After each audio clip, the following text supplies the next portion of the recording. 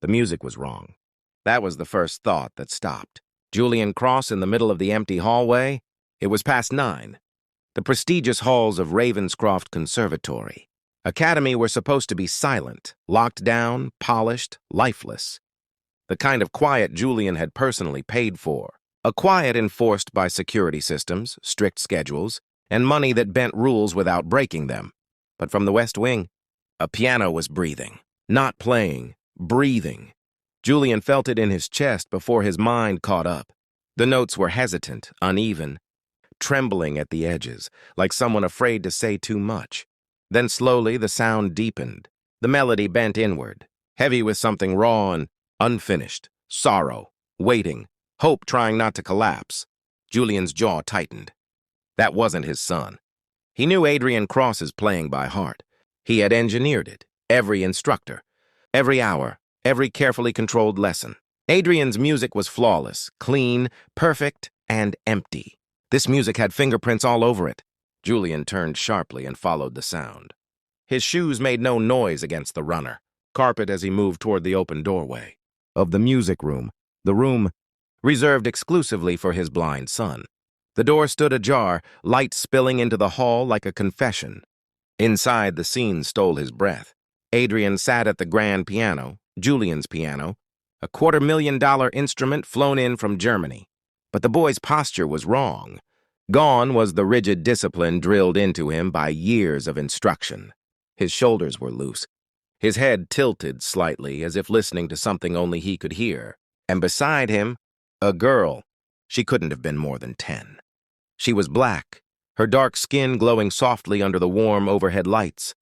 Her hair was pulled back into a messy puff, curls escaping in defiant coils. She wore scuffed sneakers, frayed jeans, and an oversized hoodie several washes past its prime. She didn't belong here. Julian knew that immediately. She wasn't touching the piano. She wasn't playing.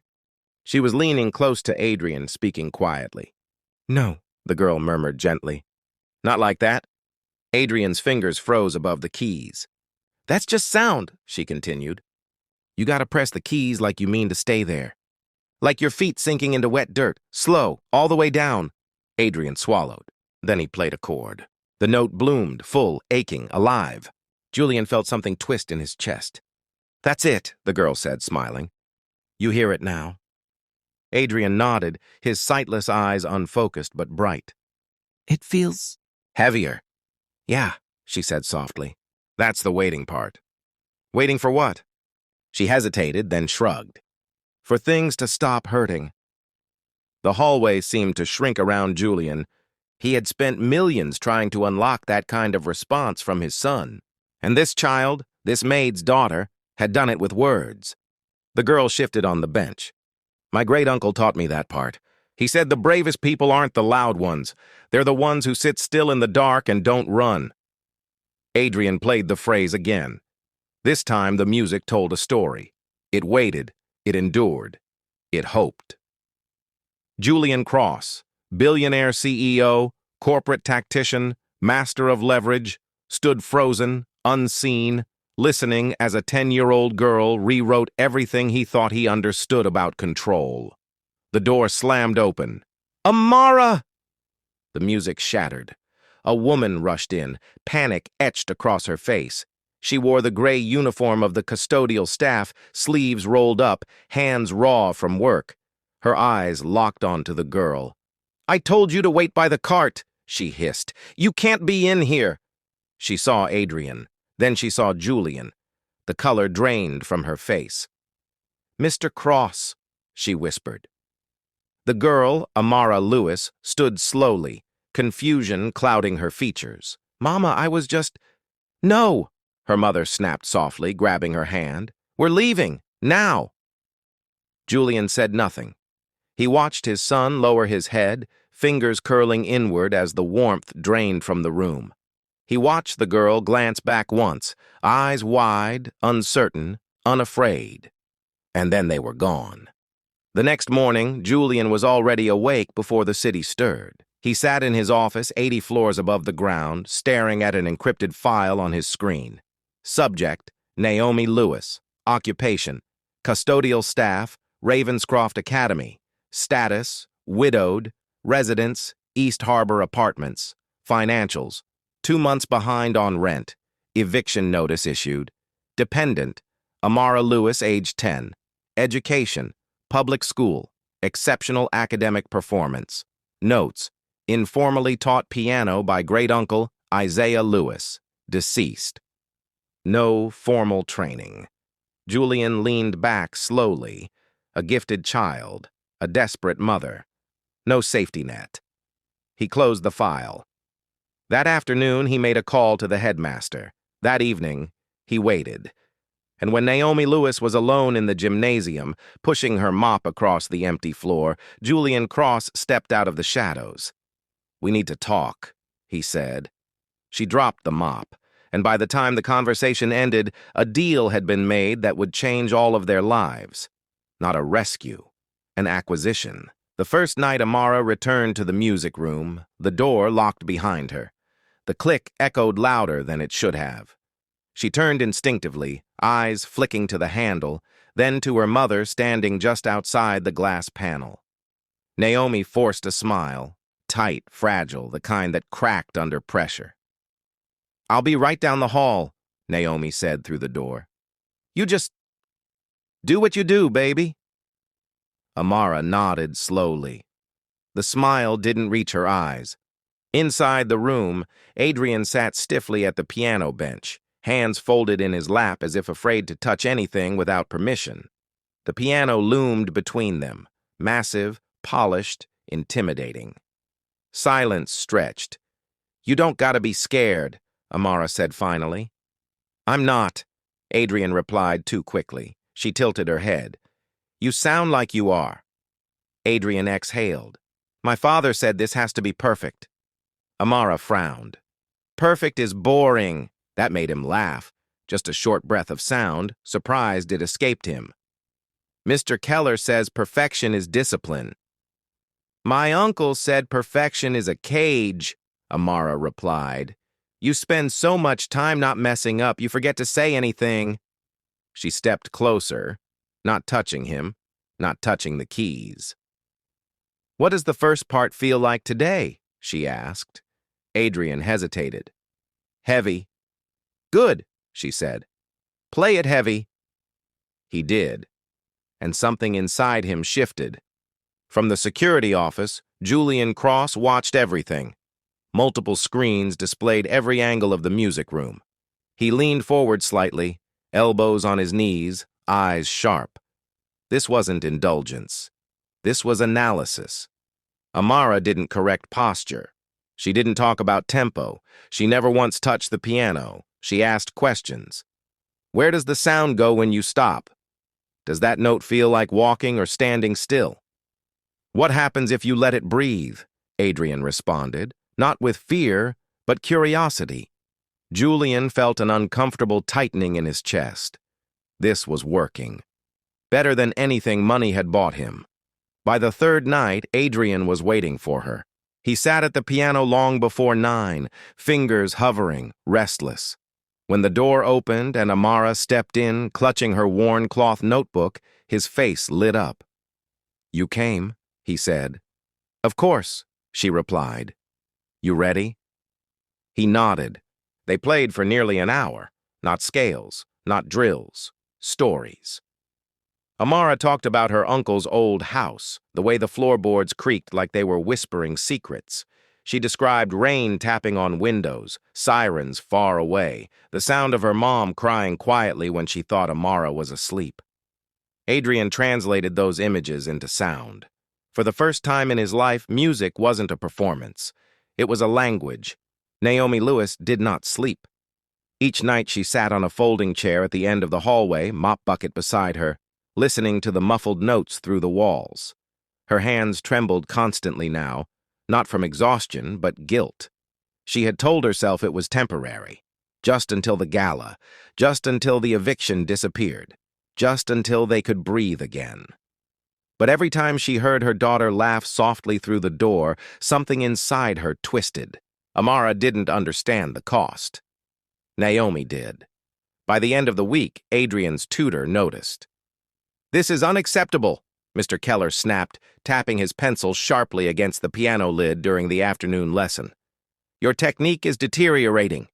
Adrian flinched. The timing is loose. The phrasing is indulgent, Keller continued. You are adding things that are not written. Adrian swallowed. It feels better. Feeling is irrelevant, Keller replied coldly. Music is structure. Julian watched from the doorway. He had heard enough. Leave us, Julian said. Keller stiffened. Mr. Cross, with respect. I didn't ask twice. Keller left. Julian approached his son slowly. Do you like playing with her? Adrian hesitated, then nodded. She makes it make sense. Julian closed his eyes briefly. That night, he authorized additional security clearance and longer hours. The pressure mounted. Headmaster emails, board reminders, sponsors asking about the blind Prodigy. Julian fed them promises. Inside the music room, Amara began to feel it too. Some nights Adrian was quiet, shoulders tight, fingers shaking. They want you to win something, she said once. Yes, Adrian whispered. What happens if you don't? He didn't answer. The breaking point came 2 weeks before the gala. Amara arrived late. Her eyes were red, her hoodie sleeves damp. My mom got called into the office, she said softly. Adrian felt his stomach drop. Are you in trouble? No, she replied. But I think I might be. She played anyway. But the music trembled. Julian watched from the screen as Amara missed a note, then stopped herself. That's okay, Adrian said quickly. You don't have to. No, she interrupted. I messed up. She stared at the keys, breathing hard. I can't mess up here, she whispered. Julian's grip tightened on the armrest. That was never supposed to happen. Later that night, Naomi confronted Julian. You said this was safe, she said, voice shaking. She's 10. She's scared. Julian's expression remained calm. She is gifted. She is a child. She is changing my son's life. Naomi's eyes burned. At what cost? Julian didn't answer, because for the first time in decades, he wasn't sure. On the night before the final rehearsal, Amara sat alone at her bedroom window, notebook in her lap. She wrote one line. Music shouldn't hurt. She didn't know yet how much it would. The night of the gala arrived wrapped in glass and gold. Ravenscroft Academy glowed like a monument to ambition. Its courtyard flooded with light, its marble steps lined with donors, board members, and executives in tailored suits. Black cars arrived in steady procession, doors opening to release money, influence, and expectation. Inside, the main hall hummed with anticipation. Crystal chandeliers refracted the sound of polite laughter. Programs were printed on thick ivory paper.